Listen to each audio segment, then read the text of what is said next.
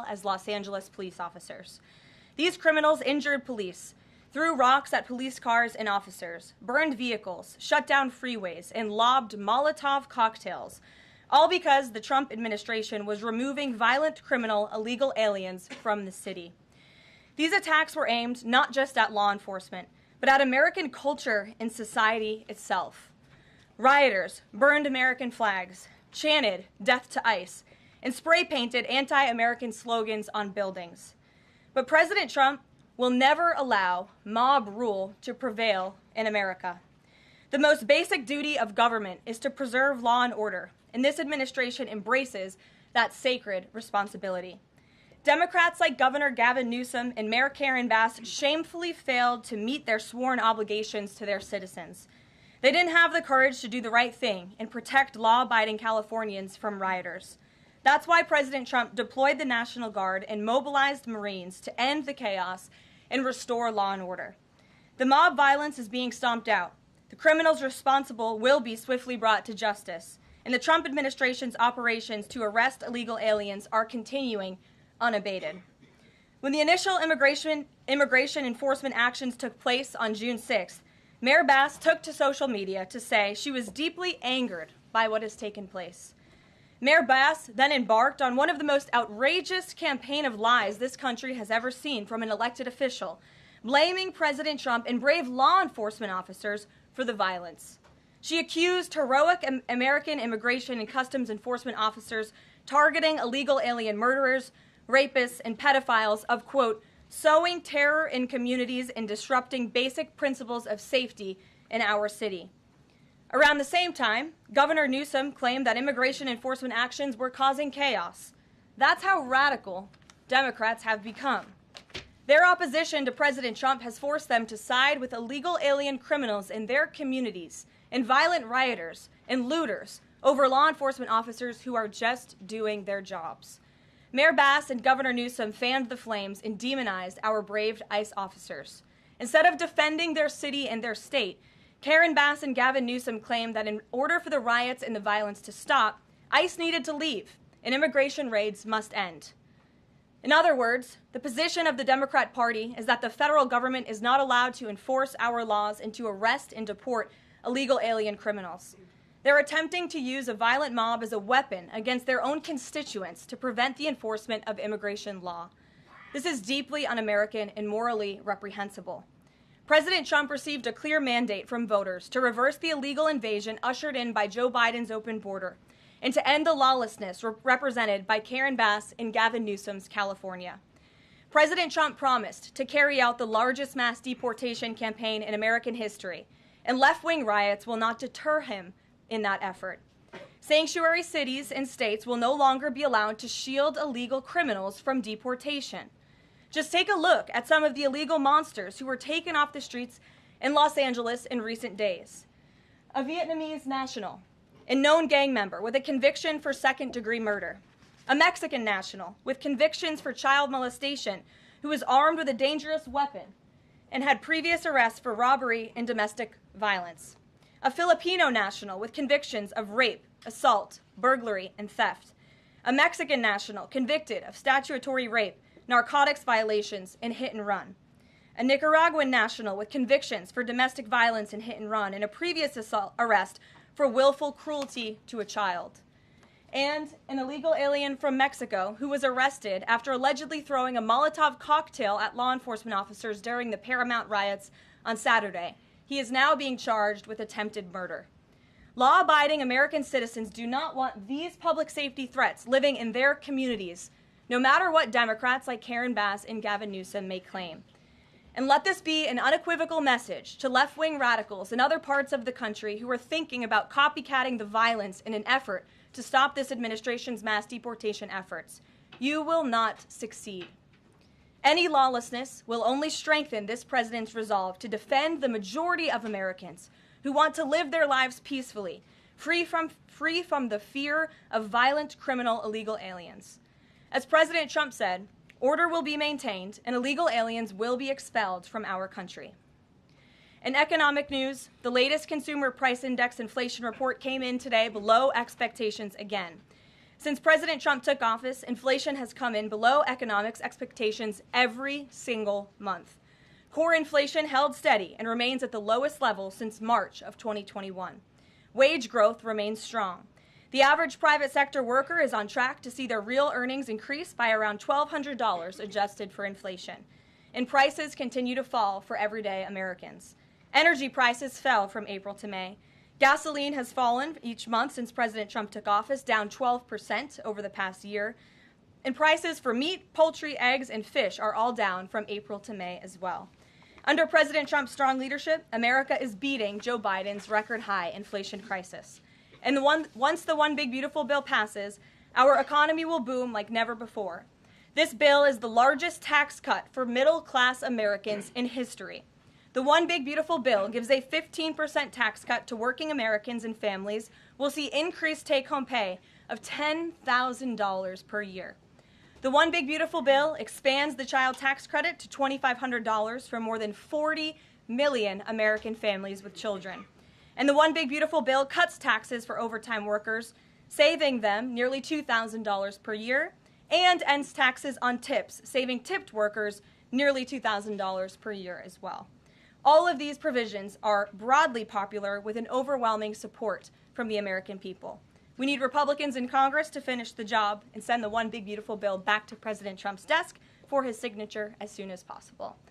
With that, we'll get to questions. I'm sure you have many of them today. Here in our new media seat is Elizabeth Mitchell, the White House correspondent for the Daily Signal, who's not afforded a seat in this room, but today she is. Thank you, Elizabeth. Thank you so much, Caroline. I have two questions, if that's okay. First, a few Republicans on Capitol Hill are suggesting that President Trump scale back deportations, even as ICE is reportedly gearing up for raids in 5 more Democrat-led areas. Would anything dissuade President Trump, and would he consider sending in Marines if anti-ICE violence occurs in these cities? Well, I think I may have just answered both of your questions with my opening monologue. The Trump administration is going to continue the mass deportation effort that the president promised the American public. Many of you were at those rallies in cities and communities across the country when the president spoke about his commitment to removing violent illegal criminals and anyone who has broken our nation's immigration laws from American communities. And God bless our ICE and Border Patrol who are working hard on that effort. This administration is going to continue that. And it's part of the reason we do need the One Big Beautiful Bill to pass as well, may I add, because the bill provides funding to hire more ICE agents and Border Patrol agents, more personnel on the ground to conduct this important public safety work. Thank you. And on another topic, President Trump has indicated that aides to former President Biden who used the auto pen to sign major orders and pardons should be investigated for potential crimes. Does he think that Biden allowing, or at least being negligently unaware of this activity, was an impeachable offense? I haven't heard the president address whether it's an impeachable offense, but it could perhaps be a criminal offense, especially on behalf of staffers who may have been utilizing the president's signature without his authority or consent. I understand that Republicans on the Hill are moving in the right direction to call attention to this and to bring in some former White House staffers who clearly knew more than they ever shared and never addressed with the American public. And so we look forward to seeing where this investigation continues, and I know the Department of Justice is also looking into the matter as well. Alex, good to see you today. Good to see you, Caroline. Thank you. You mentioned foreign flags being blown during these protests. There are protest activities being organized for this weekend. Part of it are Democrats saying they want to reclaim the American flag. It's also being titled No King's Day. Does the president see himself as a king, and does the White House expect to see American flags being flown during these protests this weekend? The president views himself as the president of the United States of America. This is a constitutional republic, and we want to see all of our citizens be proud of the country in which they are given the privilege and the blessing to live. And I think that those images of foreign flags being waved with, by illegal criminals and by violent rioters in the face of cars blowing up and of flames in the city. I have photos of that here to show you. With this violence and destruction that occurred is an image that Governor Gavin Newsom owns. This is his city, and President Trump saw these images, and he said that is not going to be accepted or tolerated, and hence why he deployed the National Guard and United States Marines who have helped to quell that violence. If I can ask another. Sure. If the president does end up deploying any National Guard members, perhaps Marines, to blue states, Would he be in contact with the governors prior to this? Would it be necessary? Well, President Trump was in contact with Governor Gavin Newsom, despite some of the claims he's made in the last couple of days. The president called the governor on Friday evening and told him to let law enforcement in California do their jobs. And the Los Angeles Police Department, by the way, are fantastic people. They are trying to do the work that they've so bravely signed up to do, to enforce the law. But they have been kneecapped by incompetent Democrat policies and Democrat politicians who do not allow their local law enforcement to correspond and coordinate with federal immigration authorities. And so the president gave Gavin Newsom a warning and said, get it together. 24 hours later, we saw more images like this. We heard about Border Patrol agents who were being the target of rocks. These illegal criminals were throwing rocks at our Border Patrol and ICE agents, and so the president made the decision to federalize California's National Guard. Stephanie. Thank you. Two questions on the China trade deal, if I may. Sure. First, will the president formally sign the trade deal, and if so, when? Secretary Lutnick sort of alluded to the fact that it might be in a couple of days, but I'm curious if there's anything more specific to read out. Sure. Well, I do have more specifics for you. I spoke to the president about this. He spoke to his trade team, who did a fantastic job negotiating this on behalf of the United States and meeting with their Chinese counterparts. The president is talking to them about the details of it now. But what the president heard, he liked. China has agreed to open their markets to the United States separately of this deal. And when it comes to this deal, we're going back to the terms that were agreed upon in Geneva for the release of some of those critical minerals and the magnets from China to the United States. And we have agreed to fully comply with the Geneva Agreement as well. So the president is reviewing the details of that with his trade team now, and you'll hear more from him, I'm sure. And then the second question, on tariffs, Secretary Lutnick suggested that the tariffs would remain unchanged with China. I'm wondering if there's any room for them to negotiate even lower, or if this is the floor. I won't get ahead of any further negotiations. We're in a great place right now, and I would add that this is the result of a lot of hard work from the president and his team, and the president has a good and respectful relationship with President Xi, and as you know, they had a direct conversation which led to this success that the president announced on Truth Social this morning. JJ. On North Korea, has the president tried to resume dialogue with Kim Jong-un? There's some reporting that the president sent a letter and tried to give it to Kim Jong-un through some North Korean diplomats through the UN, and they declined to take it and send it to Kim Jong-un. The president remains receptive to correspondence with Kim Jong-un, and he'd like to see the progress that was made at that summit in Singapore, which I know you covered in 2018 during his first term. As for specific correspondence, I'll leave that to the president to answer. Sure. Good afternoon. Yeah, thanks. Back to the trade deal negotiations with China. Jimmy Lai, as you know, is a pro-democracy advocate, Catholic, sitting in solitary confinement in Hong Kong as we speak. His family believes he may be close to death. Did his name come up, Jimmy Lai's name come up in these negotiations with China? Not to my knowledge. I understand the negotiations were very much focused on our trade and economic relationship with China. Does the president believe he can free Jimmy Lai from prison? I'll check with the president. It's certainly an important issue, and I'll get back to you. Thanks, Caroline. The president said yesterday that paid insurrectionists were behind or involved in the protests in Los Angeles.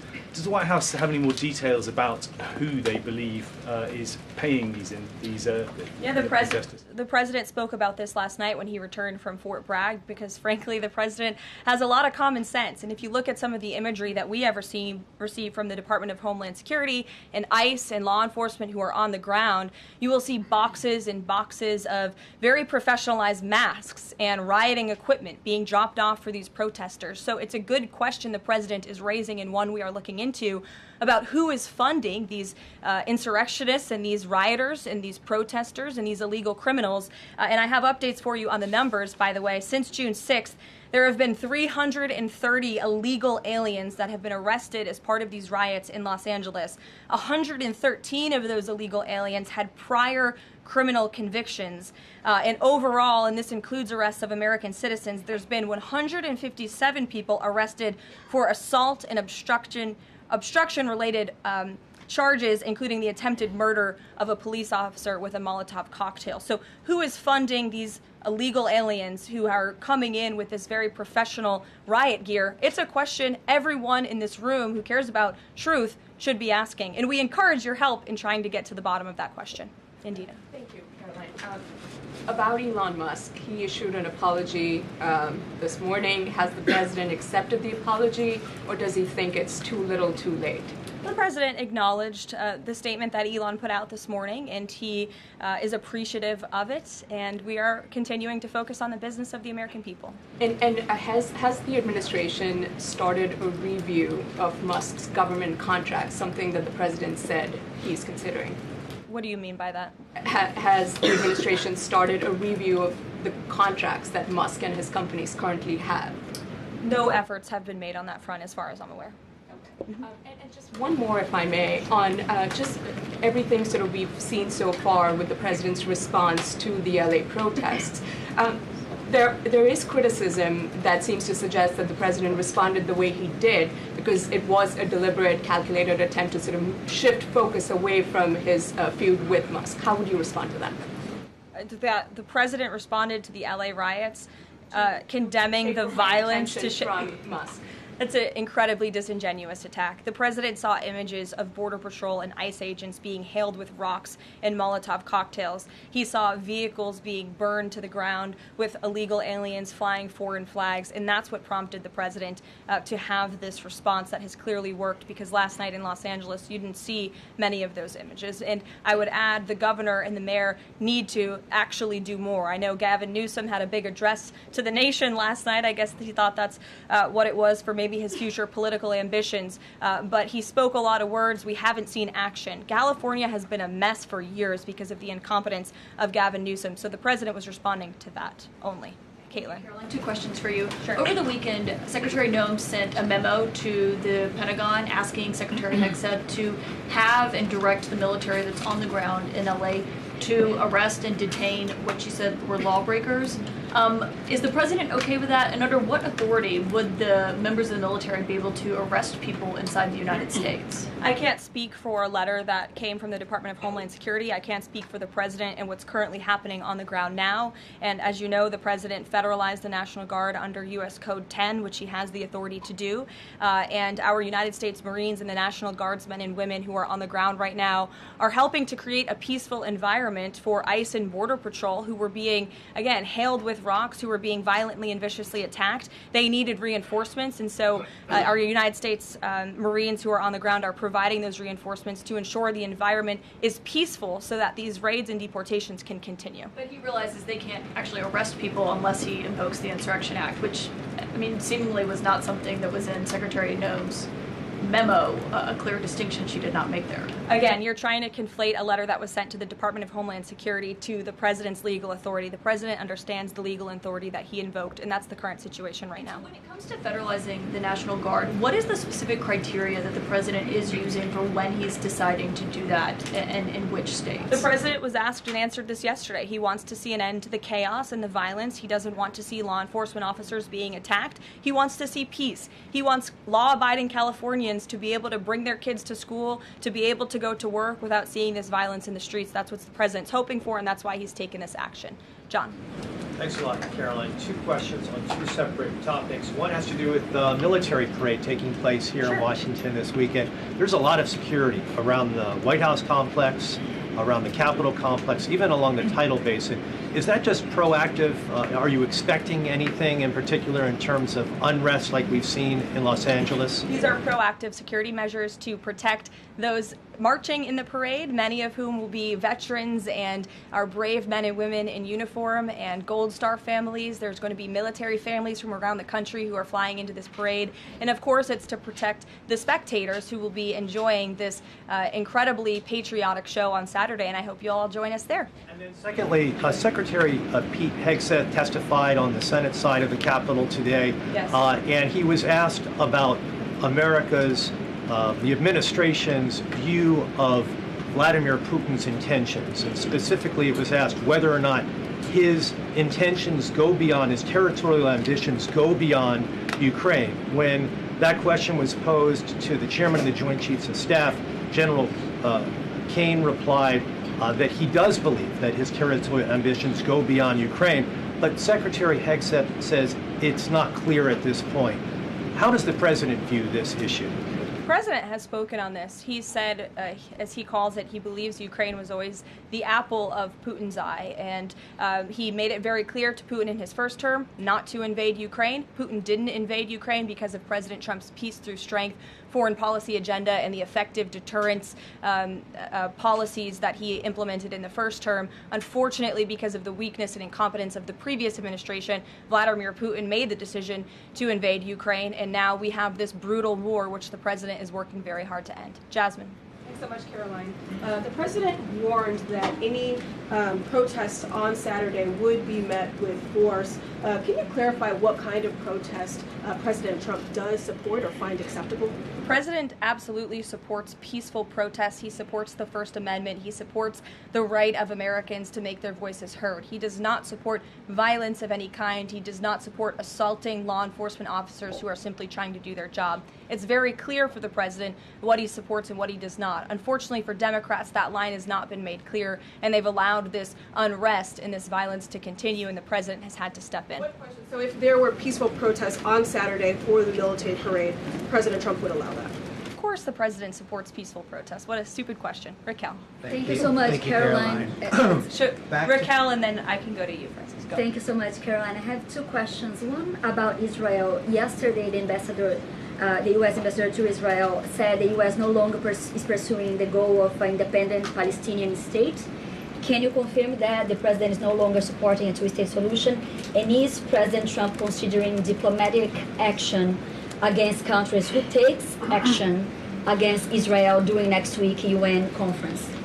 Right now, the president views the situation in Israel and Gaza as deeply unfortunate and needing to end. And the president is realistic about the current state of affairs in this region of the world. And that's why the president has said the number one focus and priority of the administration is to release all of the hostages from Gaza and to end this conflict as soon as possible. The administration is still pushing very hard for the release of all the hostages. And as for what happens next, clearly Gaza is an uninhabitable place. It needs to be rebuilt with the help of our Arab partners, and the president wants to see that happen as well. Take a couple more. Just one on the G7 engagement. President Trump is traveling there on Sunday. Other presidents beyond the G7 leaders are also going. President Lula from Brazil, President Sheinbaum from Mexico, and President Zelensky from Ukraine are also going. Do you have confirmation if President Trump is meeting any other leaders on the sideline of the G7? Yes. To know about the Lula engagement in Lula. I can confirm there will be quite a few bilateral meetings between the president and other foreign leaders. The White House is still working very hard to finalize that schedule, and we will provide that for you as soon as we have it. Great. Thanks, Caroline. Just back to the China trade deal, can you talk about the status of the export controls that the U.S. imposed? Are those no longer being imposed? We are fully complying with the Geneva Agreement. Go ahead. Sure. Thanks, Caroline. One foreign question for you and one domestic. The foreign, the president, of course, has said he would lift sanctions on Syria. Is there an executive order coming along soon to go do that? And is the president planning to try to get involved in any kind of a peace agreement between Israel and Syria that would disengage those two? To the best of my knowledge, the Treasury Department took action after the president made that announcement in Saudi Arabia. Okay. And then on the domestic side, you were just asked about the First Amendment rights issues. In the president's comments yesterday, though, he just said protesters would be strongly dealt with. In your list before, you referred to insurrectionists, rioters, and protesters together. Obviously, they're quite different from your earlier answer. I'm struck by the fact that the president has not at any point said the most important thing here is to protect the First Amendment rights of peaceful protesters. So I'm wondering, where in his hierarchy of interests does he place that? Is the First Amendment protection the most important? Is stopping violence most important? Why is he not out saying all peaceful protesters will be protected? I think two things can be important at the same time. And the president, as I just answered, supports the right of Americans to peacefully protest. He supports the First Amendment. But that is not the majority of the behavior that we have seen taking place in Los Angeles. We have seen mobs of violent rioters and agitators assaulting law enforcement officers, assaulting our federal immigration authorities. And we have seen, as I said, this goes back to what this administration is trying to do and accomplish, and that's enforcing law and order in our nation's communities. And it's removing public safety threats from communities in Los Angeles. You're saying the majority have not been peaceful, the majority have been violent. I just read for you the arrest numbers. We've arrested nearly 400 illegal aliens alone, just illegal aliens who have been arrested in these riots since June 6th, since they began. Thousands of people We've on the streets. Yeah, and we've had hundreds of people who have assaulted law enforcement officers. Are you saying that that's that's appropriate behavior? No, Are you no, saying I'm not that saying the that at all. president I'm shouldn't just take trying action? to figure out.